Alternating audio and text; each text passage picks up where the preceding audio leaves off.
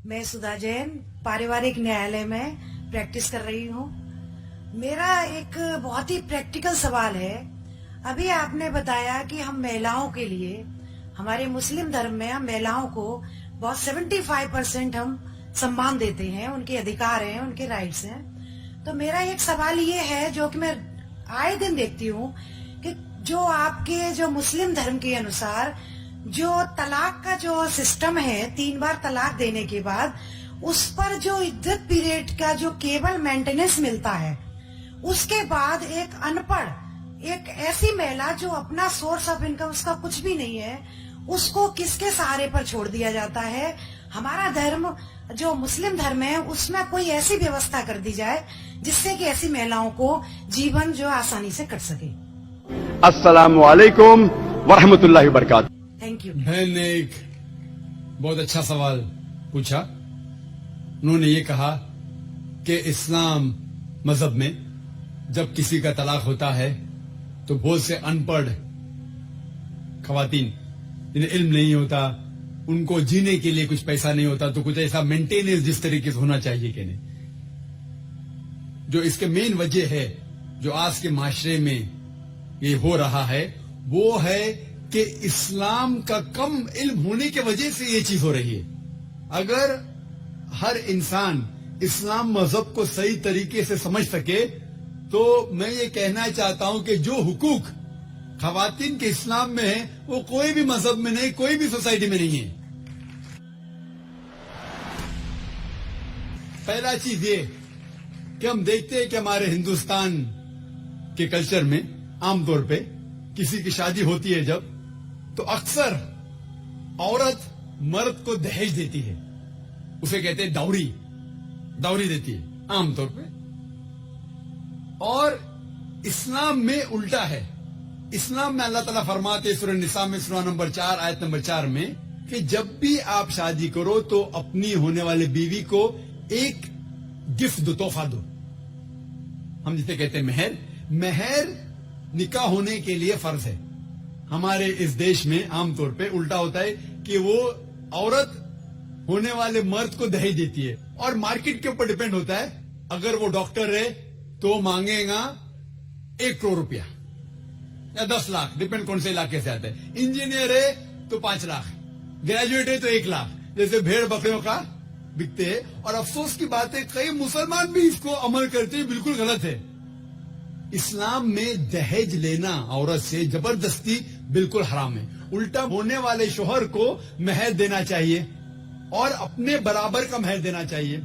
लेकिन अफसोस की बात है कि दहेज लेना छोड़िए, अगर हिंट भी देना, दहेज को हिंट देना कि मेरा बेटा मर्सिडीज कार में घूमना चाहता है, हिंट दे रहे कि उसको दहेज में मर्सिडीज कार चाहिए। मेरे बेटे को 4 बेडरूम फ्लैट में रहने की आदत है, इंडिकेशन, हिंट दे रहे कि मुझे दहेज में 4 बेडरूम का फ्लैट चाहिए। ये बिल्कुल इस्लाम में हराम है।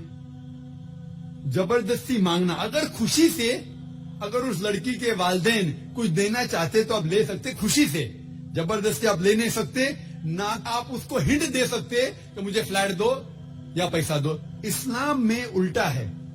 इस्लाम में औरत को मेहर मिलता है शादी में, और मेहर निकाह होने के लिए फर्ज है।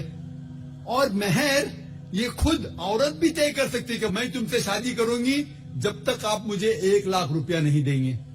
वो अलग बात है कि वो गरीब शौहर है, गरीब आदमी बोलेगा मैं 1 लाख नहीं है, आप कोई दूसरे मर्द को ढूंढो, मैं दूसरी लड़की को ढूंढूंगा, ये भी जायज है। तो वो लड़की दूसरे शौहर को ढूंढेंगी, ठीक है ना। लेकिन वो कह सकती है 1 लाख चाहिए, 5 लाख चाहिए, 10 लाख चाहिए, कुछ भी कह सकती है। अगर शौहर के पास कुवत है वो देगा, नहीं कुवत है तो नहीं देगा। इसीलिए अरब ममालिक में लड़की लोग इतना डिमांड करते हैं कि उनको अरब खवातीन से शादी करना मुश्किल पड़ जाता है, क्योंकि वो जानते हैं अपने हुकूक को।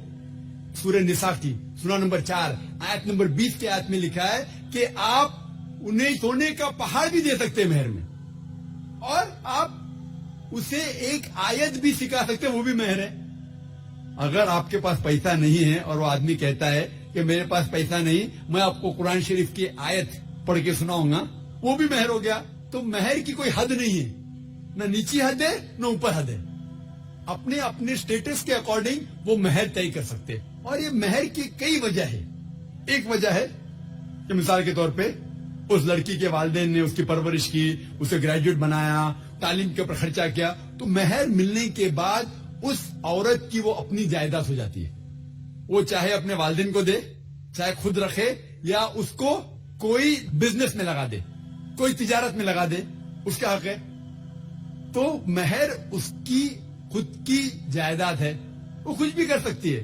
اور مہر کا کوئی فکسڈ اماؤنٹ نہیں ہے, چھوٹا بھی ہو سکتا ہے, بڑا بھی ہو سکتا ہے. اور اس کے علاوہ یہ مہر اگر خدا نہ کرے, اللہ نہ کرے, اگر طلاق ہوتا ہے, ڈیورس ہوتا ہے, تو یہ مہر اس کے کام آ سکتا ہے.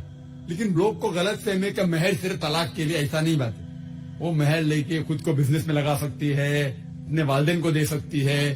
اور جہاں تک کہ اس کا خود کا سوال ہے, اسلام کے اندر جتنے فائنینشیل ایسپیکٹس ہے خرچہ اس کا, شادی کے پہلے ذمہ داری ہے اس کے والد کی اور اس کے بھائی کی, شادی کے بعد ذمہ داری اس کے شوہر کی اور اس کے بیٹے کی. All financial aspect, lodging, boarding, clothing, کھانا پینا, کپڑا, سب اس کو کمانے کی ضرورت نہیں.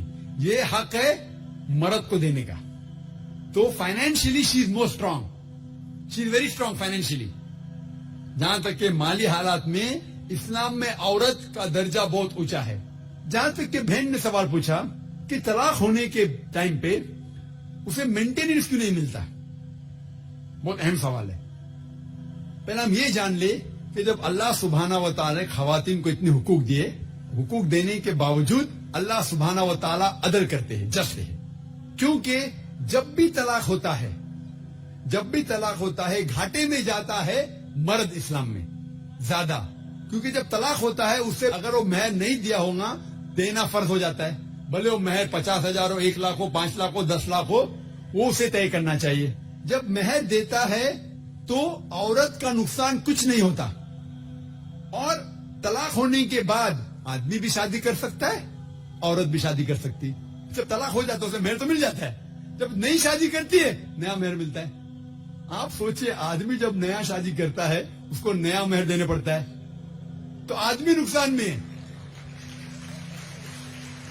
اگر آپ یہ کہیں گے کہ طلاق ہونے کے بعد آدمی مینٹیننس بھی عورت کو دے, تو ہم کہیں گے یہ اللہ سبحانہ و تعالی حق کے نہیں ہے, نعوذ باللہ. ایسا کر نہیں سکتے, نہیں تو مجھے لیکچر دینے پڑیں گا آدمی کے حقوق اسلام میں. میں اکثر تقریر کرتا ہوں عورتوں کے حقوق. لیکن جو لوگ اسلام کی بنیادی بات کو نہیں سمجھتے انہیں یہ غلط فہمی ہے کہ عورت کا نقصان ہو رہا ہے. عورت کا نقصان نہیں ہو رہا ہے. اور عورت کو کچھ بھی اگر چیز کی ضرورت ہے, جیسے میں نے کہا, آدمی کا حق بنتا ہے کہ اسے دے. شادی کے پہلے اس کے والد اور اس کے بھائی, شادی کے بعد اس کے شوہر اور اس کے بیٹے. اور اگر یہ نہیں بھی دے تو معاشرے کا فرض ہے کہ عورت کو سنبھالے. معاشرہ نہیں کر سکتا ہے, اگر اسلامک حکومت ہے, حکومت کا فرض ہے کہ عورت کو سنبھالے, اس کی پرورش کرے. یہ اسلام میں. لیکن اگر آپ اس کے بعد کہیں گے طلاق ہونے کے بعد آدمی اسے ہر مہینہ اور 1,000 روپیہ دے, 5,000 روپیہ دے, تو یہ آدمی پہ ظلم ہوئے گا. لیکن جو مہر طے ہوتا ہے شادی کے پہلے نکاح میں, کیا مجھے چاہیے 5 لاکھ روپیہ, اسے وہ سنبھال سکتی ہے. اسے کوئی تجارت میں لگائے اور اس کی آمدنی لے سکتی ہے. اگر کوئی شک ہے کہ ہو سکتا ہے میرا طلاق, کبھی بھی شادی ہوتی تو طلاق کا گمان تو رہتا نہیں دماغ میں کہ طلاق ہونے والا ہے, ہو سکتا ہے. لیکن اس کے لیے اسلام نے اسے الحمدللہ کئی چیزیں سے حفاظت کی ہے. تو مہر جو ہے اسے کئی فائدے ہیں. اور اس کے باوجود حدیث محمد صلی اللہ علیہ وسلم کی کہ اگر کوئی آدمی اپنی بیٹی جس کا طلاق ہوتا ہے اس کی حفاظت کرتے تو بہت ثواب ملتا ہے. تو اسلام میں جو طلاق شدہ عورت ہے اس کے لیے الحمدللہ کئی طریقے ہیں جس سے اس کی حفاظت کی جاتی ہے.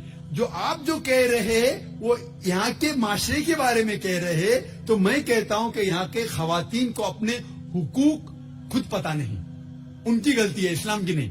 ہمارے خواتین اور ہمارے مرد خود نہیں جانتے, طلاق کیسا دینا جانتے نہیں. غلطی کس کی؟ اسلام کی. اسلام کی نہیں, اسلام کے فالو کرنے کی, مسلمان کی. اگر آپ اسلام کو جاننا چاہتے ہیں تو مسلمان کو مت دیکھیے. جس طریقے سے آج میں نے کہا, آپ اگر مرسیڈیز کار کو جاننا چاہتے کتنی اچھی ہے, اگر کوئی ڈرائیور جو ڈرائیونگ نہیں جانتا ہے اس کے پیچھے بیٹھا اسٹیئرنگ ویل کے اوپر اور مرسیڈیز کار کو ٹھوک لیتا ہے, تو غلطی کس کی؟ مرسیڈیز کار کی کہ ڈرائیور کی؟ ڈرائیور کی. اسے مرسیڈیز کار چلانے آتا نہیں, تو اسی لیے اسلام کو اگر جاننا چاہیے تو آپ کو قرآن کو پڑھنا چاہیے اور صحیح حدیث کو. یہ افسوس کی بات ہے کہ کئی مسلمان خود نہیں جانتے قرآن و حدیث میں کیا لکھا ہے, کس طریقے سے طلاق دینا چاہیے, کس طریقے سے برتاؤ کرنا چاہیے اپنی بیوی کے ساتھ. اسی لیے میں تقریر کر رہا ہوں, تو لوگوں کو قرآن اور حدیث کے قریب لے کے آؤں. Hope the answers the question.